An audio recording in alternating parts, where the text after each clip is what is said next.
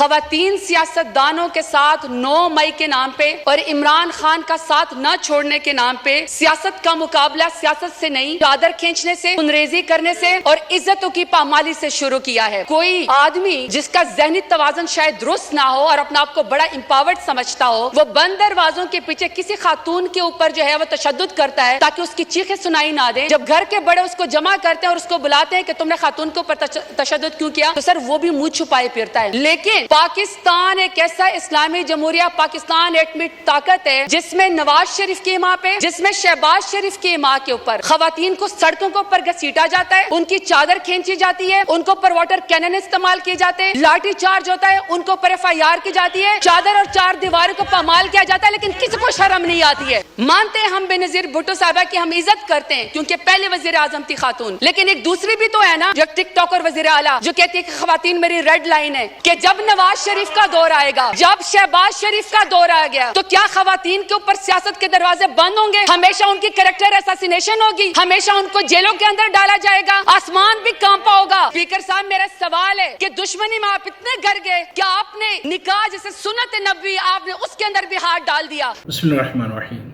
नाज़रीन, ज़रताज गुल की तकरीर ने पूरे ईवान को हिला डाला।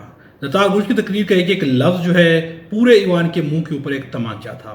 ये वीडियो जो है शुरू से आखिर तक ज़रूर देखिएगा और अपनी राय का इज़हार भी कमेंट्स पे ज़रूर कीजिएगा। हम आपको पहले वीडियो दिखाते हैं, फिर से बात करते हैं। हमारे चैनल को सब्सक्राइब कर लें और बेल आइकन को भी प्रेस कर दें।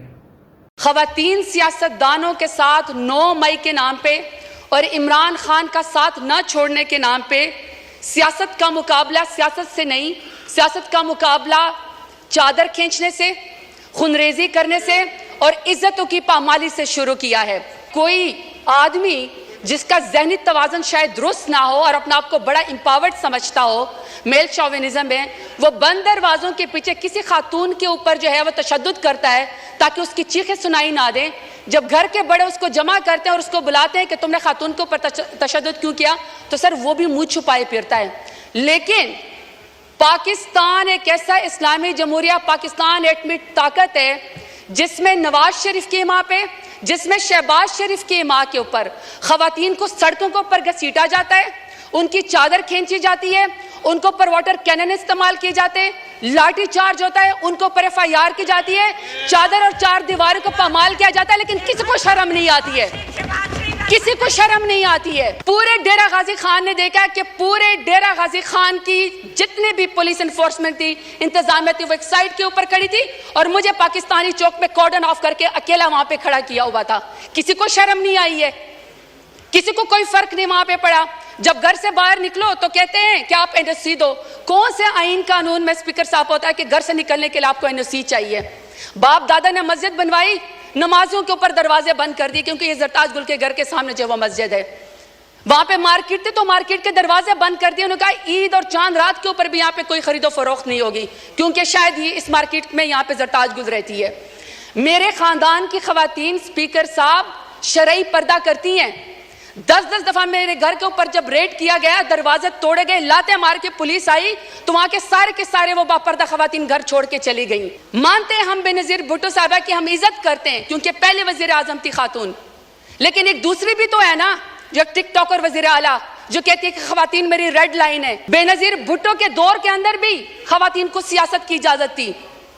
इमरान खान मेरे लीडर की हुकूमत में खवातीन को सियासत की इजाजत थी। सबसे ज्यादा पाकिस्तान की तारीफ में अगर काबीना में कोई मिनिस्टर बनी है तो वो इमरान खान के दौर में बनी है। मैं सवाल पूछना चाहती हूँ कि जब नवाज शरीफ का दौर आएगा, जब शहबाज शरीफ का दौर आ गया तो क्या खवातीन के ऊपर सियासत के दरवाजे बंद होंगे? हमेशा उनकी कैरेक्टर असैसिनेशन होगी, हमेशा उनको जेलों के अंदर डाला जाएगा। मैं सवाल पूछना चाहती हूँ स्पीकर साहब, मैं सवाल पूछना चाहती हूँ कि रेहाना डार साहिबा जो सियालकोट में, जिसका तो 9 मई से भी कोई ताल्लुक नहीं था, बेटे की सीट पे इलेक्शन लड़ना चाह रही थी, वालदा की उम्र के एक खातून है, आपने यहाँ पे एक बंदे को जितवाने के लिए पुलिस के जरिए उसके गरेबान में हाथ डाला, आसमान भी कांपा होगा। मैं आपसे पूछना चाहती हूँ कि आपको कौन सी सियासी बर्तरी हासिल होगी रेहाना डार को आपको घसीटते हुए और उसके गरेबान में हाथ डालते हुए? आलिया हमजा को, पढ़ी लिखी खातून इंजीनियर है, जब आलिया हमजा को उनकी 3 बेटियों के सामने रात को उसके बेडरूम से बालों से खींचकर مرد پولیس والوں نے سیڑھیوں کے اوپر گھسیٹا تو میں شہباز شریف سے پوچھنا چاہتی ہوں کون سی سیاسی برتری آپ کو پاکستان تحریک انصاف کے اوپر حاصل ہو گئی؟ میں یہاں پہ بشرا بی بی کا ذکر کرنا چاہتی ہوں، خاتون اول رہ چکی ہیں، حیادار عورت ہے، باپردہ عورت ہے، لاکھ اختلاف ہوگا ان کا، لاکھ اختلاف ہوگا اسپیکر صاحب ان کا، شہباز شریف کا، نواز شریف کا لاکھ اختلاف ہم سے ہوگا، عمران خان سے نفرت بھی ہوگی کیونکہ عمران خان جیسے بہادر لیڈر تو یہ ہے نہیں، تو چلو آپ کو سیاست میں نفرت ہوگی۔ اسپیکر صاحب میرا سوال ہے کہ دشمنی میں آپ اتنے گر گئے کہ آپ نے نکاح جیسے سنت نبوی آپ نے اس کے اندر بھی ہاتھ ڈال دیا، کوئی باپردہ خاتون بھی آپ کے شر سے محفوظ نہیں رہی۔ تو میں پوچھنا چاہتی ہوں کہ فارم 47 والے وزیر اعظم سے کہ آپ نے باپردہ خاتون کی عدت کے نکاح کے کیس کے اندر بھی ہاتھ ڈال کے دشمنی کی نظر کر کے خواتین کو آپ نے کیا پیغام دیا ہے؟ ناظرین، سرتاج گل کی یہ سپیچ جو ہے پوری پارلیمنٹ کے منہ کے اوپر ایک تمانچہ ہے۔ پچھلے 2 سال میں جس طرح سے خواتین کے ساتھ کیا گیا، پاکستان کی پوری سیاسی تاریخ میں اس قدر زیادہ زیادتی جو ہے کسی بھی دور میں خواتین کے ساتھ نہیں کی گئی۔ پاکستان مسلم نواز کے اوپر جو ہے بے نظیر کے خلاف یا عورتوں کے خلاف جو ہے ان کی کردار کشی کرنے کے اوپر جو ہے پہلے بہت زیادہ جو ہے سوالات اٹھے ہیں، اور اس دفعہ جو حال کیا گیا ہے اس پہ سرتاج گل نے آج بہت ہی بڑے بڑے سوالات اٹھا دیے ہیں۔ جس طرح سے کیا جا رہا ہے، ایک بہت ہی المناک اگر مثال دیکھی جائے جو کہ انتہائی افسوسناک ہے، انتہائی شرمناک ہے، وہ ہے ریحانہ ڈار، جو کہ انتہائی بوڑھی عورت ہے، جو الیکشن جیتی ہے، واضح طور پہ جیتی اور خواجہ آصف کو جو ہے بدترین شکست دی ہے۔ پوری قوم جانتی ہے کہ بدترین شکست ہوئی ہے۔ خواجہ آصف کے ان دنوں میں جتنی بھی ویڈیوز آئی ہیں ان میں ان کے چہرے کو دیکھ لیا جائے تو ان کی شکست جو ان کے چہرے کے اوپر جو ہے واضح طور پہ لکھی ہوئی ہے۔ اس کے باوجود بھی داندلی کر کے جو ہے اس بزرگ خاتون کو ہروا دیا گیا، نہ صرف ہروا دیا گیا بلکہ انتقام یہاں تک پہنچا دیا گیا کہ اس بوڑھی خاتون کو جو کہ والدہ کی جگہ ہے اور شاید پوری قوم کے لیے ایک والدہ کی جگہ کے اوپر ہے، انہیں جو ہے پولیس نے گریبان میں ہاتھ ڈال کے گرفتار کیا۔ اس سے زیادہ شرمناک افسوسناک واقعہ پاکستان جیسے اسلامی ملک کی سیاسی تاریخ میں شاید ہی پہلے کبھی ہوا ہو۔ جس طرح سے خواتین کو گھسیٹا گیا بہت افسوسناک ہے۔ اس کے اوپر جتنا بھی جو ہے افسوس کیا جائے کم ہے، جتنا بھی کہا جائے کہ مریم نواز کو جو ہے نواز شریف کے سامنے گرفتار کیا گیا، غلط کیا گیا۔ اس سے پہلے جو ہے نواز شریف نے بے نظیر کے ساتھ جو کچھ بھی کیا، غلط کیا۔